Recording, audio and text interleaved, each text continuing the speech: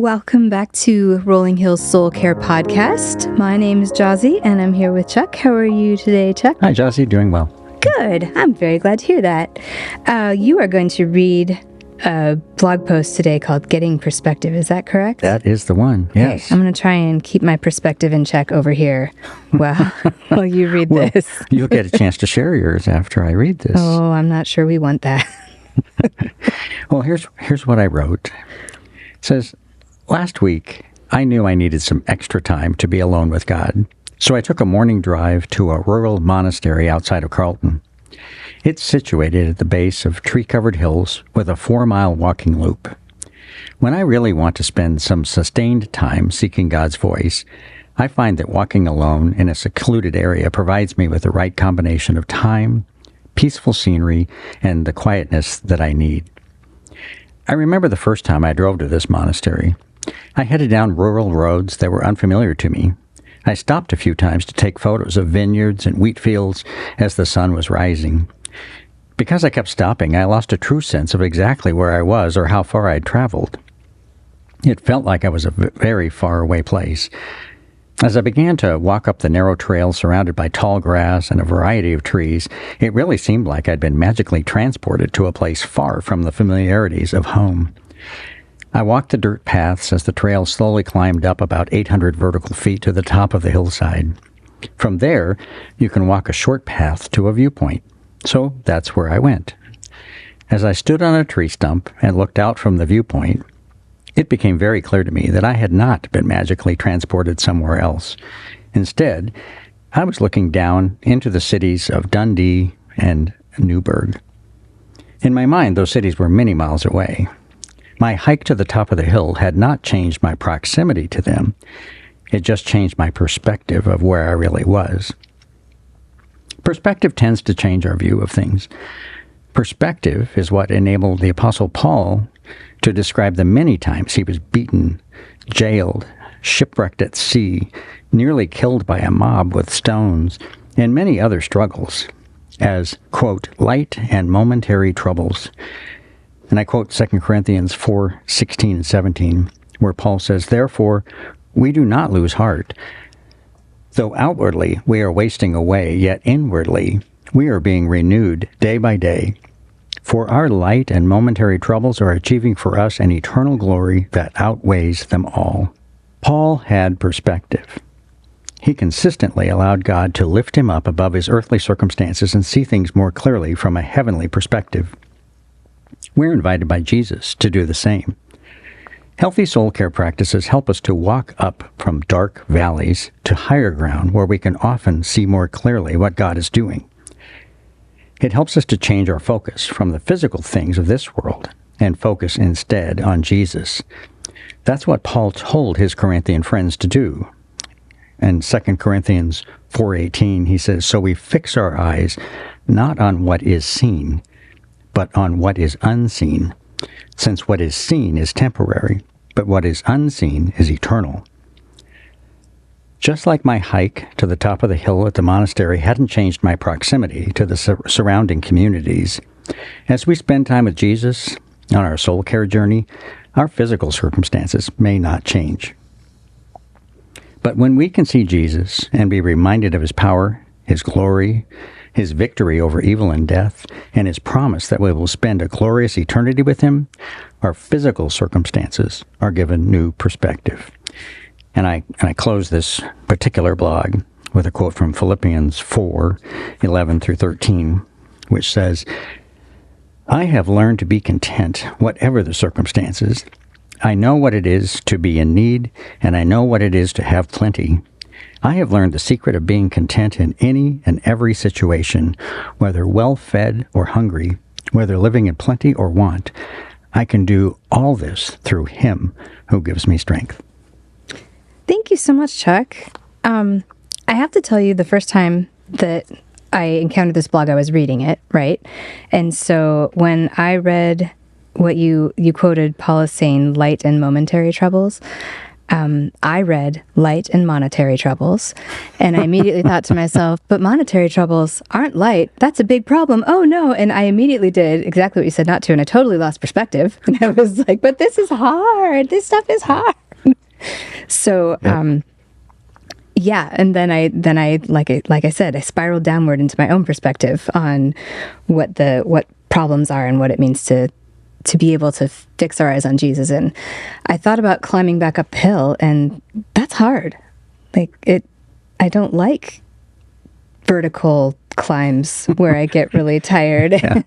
Yeah. Well, even ones that aren't truly straight up and down vertical, but just walking up a mountainside takes time, takes effort. It gets tiring, and there are a lot of life's circumstances. You use the word monetary. I bet you many people who are listening to this have had the same experience. When you said that, I flashed back to Mary and I. Most of our life have not had great amounts of money to. Money has not been an area that I've just thought, oh, isn't it great that we have this much?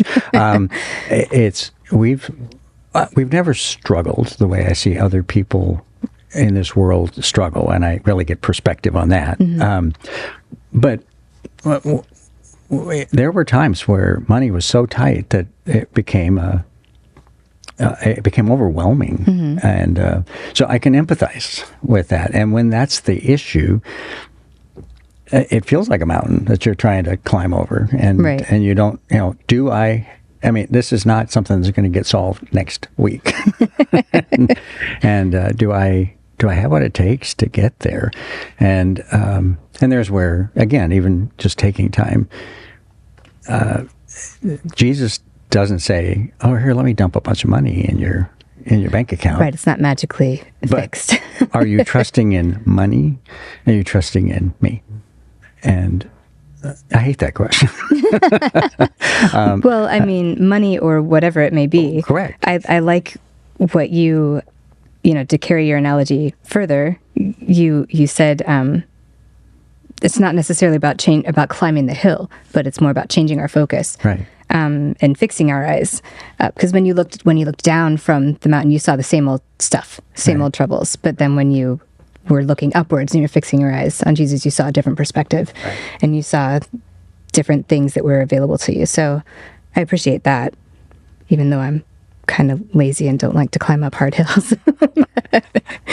Well, we all, I mean, this is not a hiking podcast advocacy.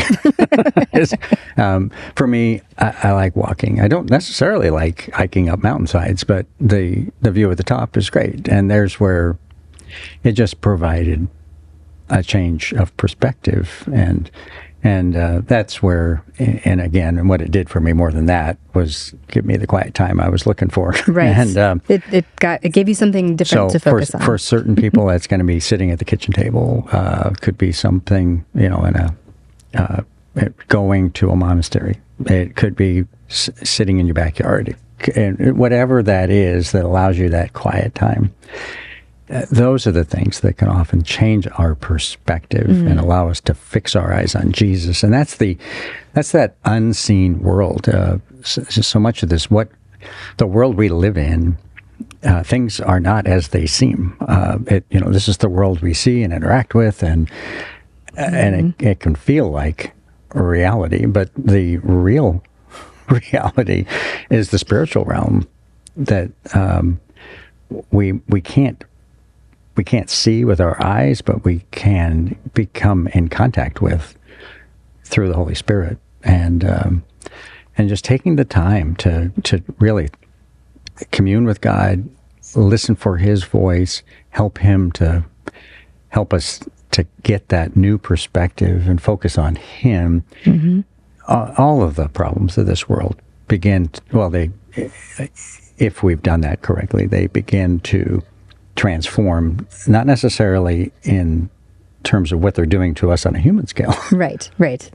But in terms of their perspective. And that's the point of this blog, is getting that eternal perspective on things. And I'm not trying to minimize. There There are people I know that are struggling with cancer issues that are horrible, or other issues.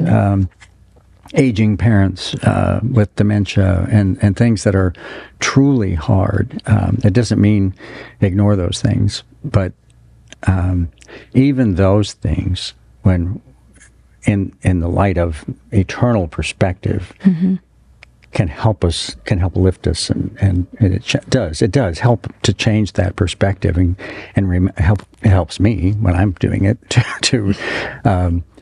to think about what is Jesus calling me into, and how do I stay focused on him, even in this moment where I can bring his light and his glory to this situation in a way that maybe lifts someone else up, instead of being focused simply on, this is really hard and I don't like it. Yeah, that is such a great reminder to keep our focus, and that helps our perspective. So thank you so much for that. I'm going to ruminate on this one for a while. And thank you for joining us again. If you would like to hear more of our podcasts, you can go ahead and subscribe to the RH Church podcast. This will be in that feed along with Sunday sermons. If you'd like to read more of the blog posts that Chuck has been writing, past, present, and future, you can find those at rollinghills.org/worship, or you can also find the link to that in the RH Worship Instagram feed. Thanks so much, Chuck. Thank you, Jazzy. All right.